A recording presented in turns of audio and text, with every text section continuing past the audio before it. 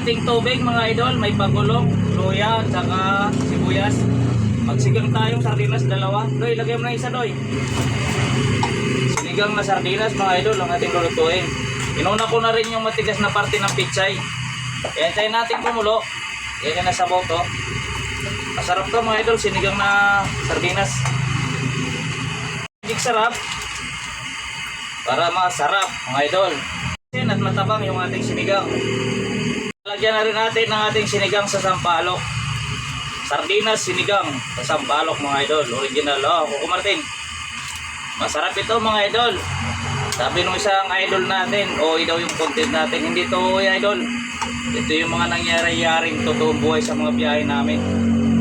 Hindi naman sa bawat kain natin kailangan natin andox or bulalo. Wala tayong iuwing nun, money. So pakuluin ko lang, lagay ko yung pichay. Coco Martin yung pichay sa ating sinigang na sardinas. At masarap ito.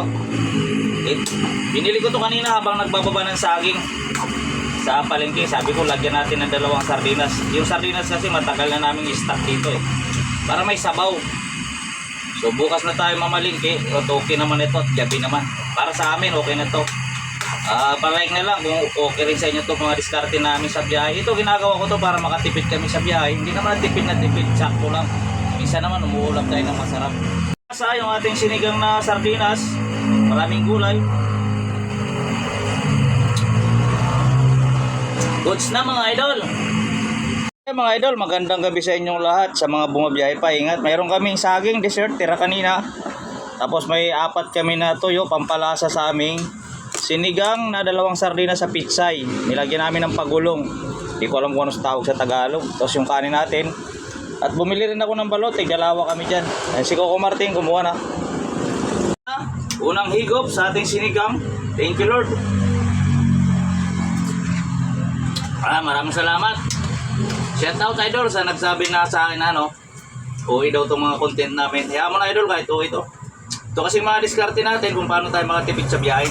Para may uwi tayong salapi o kwarto sa ating pamilya.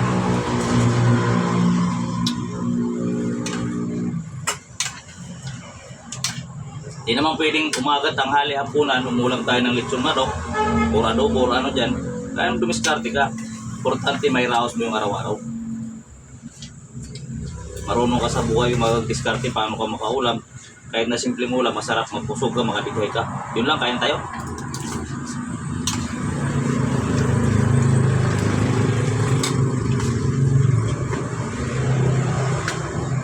Samahan mo ng bulat na may kaliskis, pampagana. Manyaman.